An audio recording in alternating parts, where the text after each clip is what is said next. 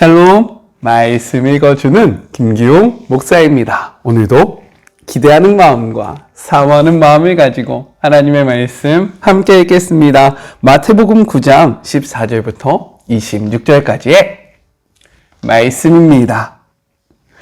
얼마 후에 요한을 따르는 이들이 와서 물었다.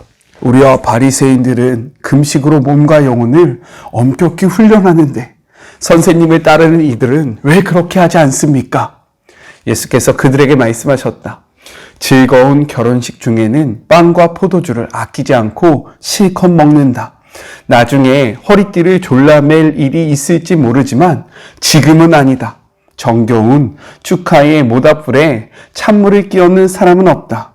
하나님 나라가 임한다는 것은 바로 이런 것이다. 예수께서 계속해서 말씀하셨다. 멀쩡한 스카프를 잘라서 낡은 작업복에 대고 깁는 사람은 없다. 서로 어울리는 천을 찾게 마련이다. 그리고 금이 간 병에 포도주를 담지 않는 법이다. 예수께서 이 말씀을 마치시자 한 지방관리가 나와서 정중히 절하며 말했다. 제 딸이 방금 죽었습니다. 오셔서 손을 대주시면 그 아이가 살겠습니다. 예수께서 일어나 그와 함께 가시자 제자들이 뒤를 따랐다. 바로 그때에 12년 동안 혈우증을 앓아온 한 여자가 뒤에서 슬그머니 다가와 예수의 옷을 살짝 만졌다. 이 분의 옷에 손가락 하나만 대어도 내가 낫겠다고 생각한 것이다. 예수께서 돌아서서 여자를 보셨다. 그리고 이렇게 다독여 주셨다. 안심하여라 딸아. 너는 믿음의 모험을 했고 이제 병이 나았다.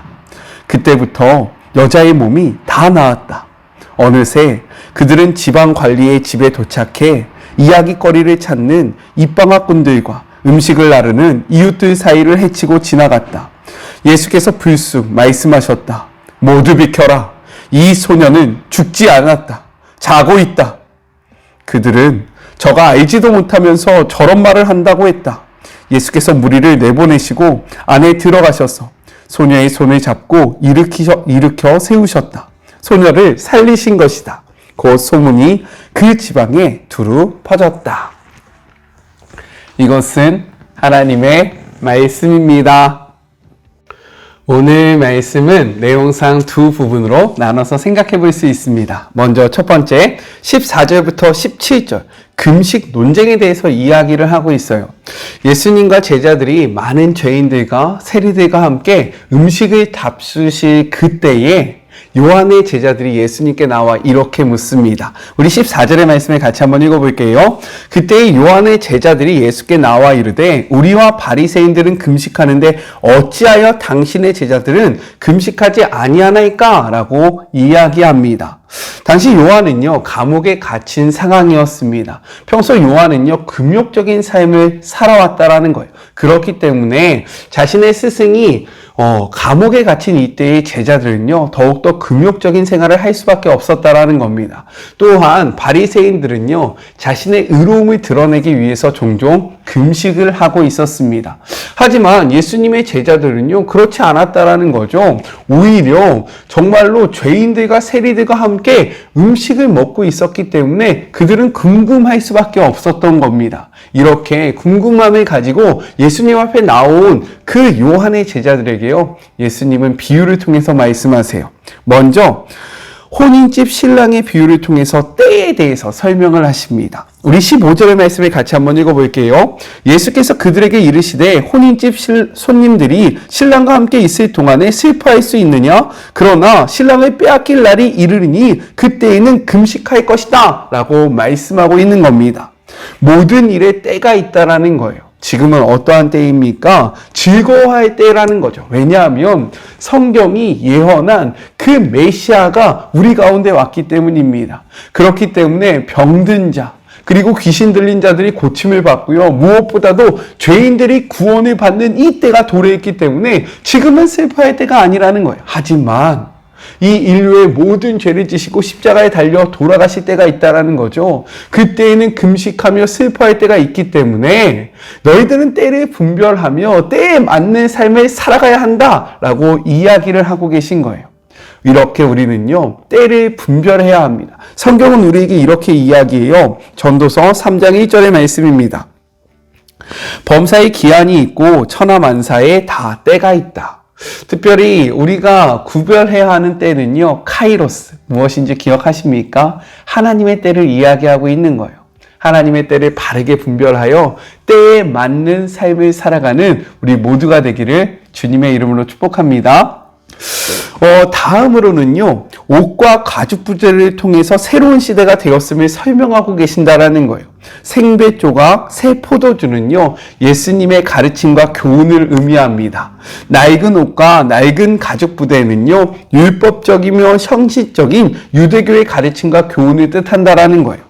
새 옷감에 헌 옷감을 붙였을 때 새 옷감이 줄어들면서 헌 옷감을 잡아당겨서 옷에 주름이 생기거나 찢어져 옷 전체를 망가뜨릴 수 있듯이, 또한 신축성이 있는 새 가죽 부대에는 새 포도주의 팽창력을 견딜 수 있지만 헌 부대 가죽에는요, 탄력성과 신축성이 없어서 새 포도주의 팽창력을 견디지 못하고 터지게 되는 것처럼, 이것이 중요합니다. 예수님의 가르침을 제대로 받아들이기 위해서는 형식과 율법에 매여 있는 유대교의 가르침에 갇혀 있어서는 안 된다라는 것을 분명하게 말씀하고 계신다라는 거예요. 하나님의 나라는요, 율법과 형식으로 담을 수 없는 성령의 시대이기 때문입니다. 그렇기 때문에 자신들에게 익숙한 것을 고집하게 되면 성령의 자유로운 역사를 가로막는 형식뿐인 신앙이 된다라는 거예요. 즉, 자신의 의에 사로잡혀서요, 하나님의 역사를 막는 것이 된다라고 이야기하고 있는 겁니다. 우리는 이 말씀을 기억하면서요, 우리의 정통이, 신앙의 그러한 교회의 전통이 하나님의 일을 막지 않기를 주님의 이름으로 축복합니다. 우리의 생각이 하나님의 일하심을 막아서는 안 된다라는 거예요. 우리의 것으로 성령의 역사를 막지 않는 주의 모든 자녀들이 되기를 간절히 소망해 봅니다. 아셨죠? 둘째, 18절부터 26절, 믿음만을 강조하는 예수님의 두 치유 사건을 기록하고 있습니다. 두 가지 치유 사건이 기록되고 있어요. 하나는요, 관리의 죽은 딸을 살린 사건이고요. 다른 하나는요, 혈우증을 앓는 여자를 치유하신 사건입니다. 마가복음 5장, 누가복음 8장에 동일한 기록이 나와 있는데, 이 두 말씀에는요, 이 사건이 굉장히 자세하게 기록되어 있는 반면에 마태는요, 치유 사건에만 집중을 하고 있다라는 거예요. 먼저 한 관리가 예수님 앞에 나옵니다. 우리 18절의 말씀 같이 한번 읽어볼까요? 예수께서 이 말씀을 하실 때에 한 관리가 와서 절하며 이르되 내 딸이 방금 죽었사오나 오셔서 그의 몸에 손을 얹어주시면 그러면 살아나겠나이다 하고 이야기를 합니다. 이 말씀을 듣고요, 예수님이 그의 딸을 살리시기 위해서 이동을 해요. 바로 그때 한 여인이 등장합니다. 12해 동안 혈우증을 앓았던 여인인 거예요. 그 여인이 군중 속에 몰래 숨어들어서요, 예수님의 옷자락을 만집니다. 우리 20절의 말씀을 같이 한번 읽어볼까요? 12해 동안이나 혈우증으로 앓은 여자가 예수의 뒤에 와서 그 겉 옷가를 만지니 라고 기록되어 있다라는 거예요. 예수님의 손이 자신의 죽은 딸을 만지면 살아나겠다라고 믿었던 관리처럼 자신의 손으로 예수님을 만지면 저주스러운 질병이 자신의 삶 속에서 떠나가게 될 것이다. 즉, 자신이 이 병에서부터 고침을 받게 될 것이다 라는 믿음으로요, 그것을 행했다라는 겁니다. 그런데 왜 이 지금 마태는요, 이 두 사건, 특별히 성경은 이 두 사건을 하나의 그러한 단락에 이야기하고 있는가? 이 두 사건을 통해서요, 우리에게 보여주고 싶은 것이 있습니다. 이는 매우 유사한 사건이에요. 먼저 이 죽은 아이는요, 마가복음의 기록을 보면 12살이었다라고 이야기를 합니다. 그런데 혈우증을 몇 년 동안 앓았다라고 이야기합니까? 12해 동안 앓았다라고 이야기해요. 그리고 이 죽은 아이의 아버지가 무엇이라고 이야기합니까? 손을 댈 때, 예수께서 그 아이에게 손을 대실 때 낫게 될 것이다 라고 이야기하는데, 이 여인 역시 예수님의 옷가에 내가 손을 대기만 하더라도 이것이 낫게 될 것이다 라는 믿음이 있었다라는 거예요. 그러나 차이점이 있다라는 거죠. 무엇이냐면 지금 성경은 이야기하고 있지만 마가와 누가는요, 이 사람 칸 관리를 누구라고 이야기하냐면 회당장 야이로라고 이야기합니다. 회당장은요, 그 당시에서 사람들에게 존경과 그리고 높임을 받았던 인물입니다. 반면에 혈우증을 앓은 여인은요, 율법에 어떠한 여인이라고 기록하고 있냐면 부정한 여인으로 나타내고 있다는 거예요. 이뿐만 아니라 이 사람과 함께하는, 이 사람이 손을 대는 그 모든 것이 부정해진다. 그래서 혈우증을 앓는 여인은요, 철저히 공동체로부터 배척을 당했던 그러한 여인입니다. 이 두 사람을요, 동시에 기록을 하고 있다는 거죠. 예수님은요, 어떻게 하셨습니까? 높은 관직에 있었던 이 관리의 딸만 고쳐주셨습니까? 아니요, 그러지 않으셨어요. 반면에 이는 그냥 죽게 냅두시고 고치시지 않으시고 살리시지 않으시고 불쌍한 여인으로 생각될 수 있는 혈우증을 앓았던 여인만 고치십니까? 아니요, 그러지 않으셨다라는 거예요. 이 두 사건 모두 동일한 치유를 하셨다라고 성경은 이야기합니다.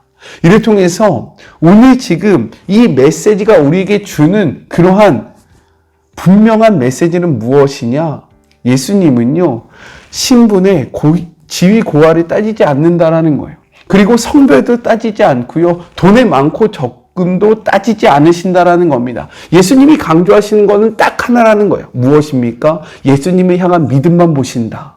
그래서요, 정말로 비슷해 보이는 이 두 사건을 하나로 엮으셔서요, 예수님은 정말로 신분적인 높고 낮음, 성별, 돈의 많고 적음, 여러 가지 상황을 보시는 것이 아니라 오직 믿음만을 보시고 나아가시는 분이고 믿음으로만 역사하는 분이라는 것을 우리에게 강조하고 있다는 거예요.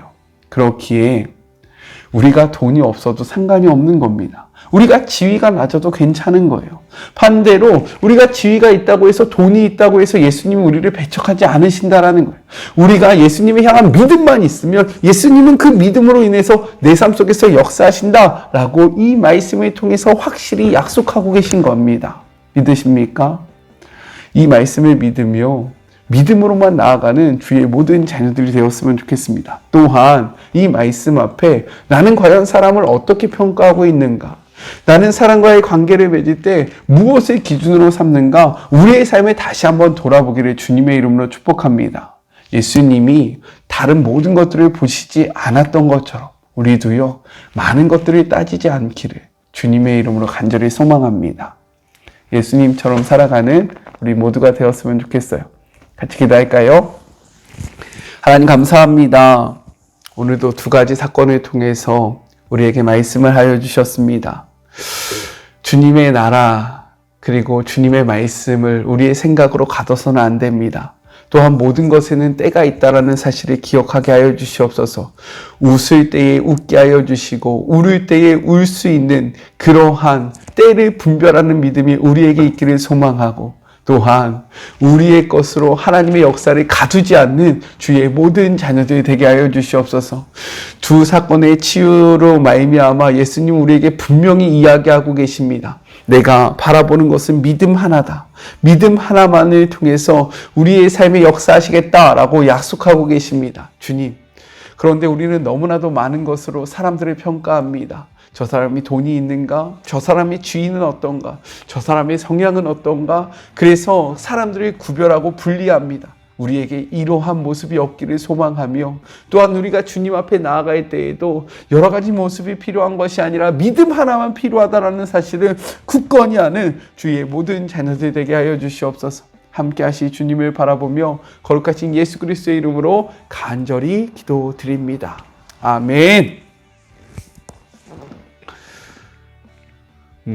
예수님께 중요한 것은요, 믿음 하나였습니다. 그 사실을 기억하면서 믿음만 가지고 그분 앞에 나아가는 우리 모두가 되었으면 좋겠어요. 저는요, 또 내일 만나도록 할게요. 사랑하고 주님의 이름으로 축복하면서 오늘 하루도 힘내세요. 우리 내일 만나요. 안녕. 오늘도 수고하셨습니다.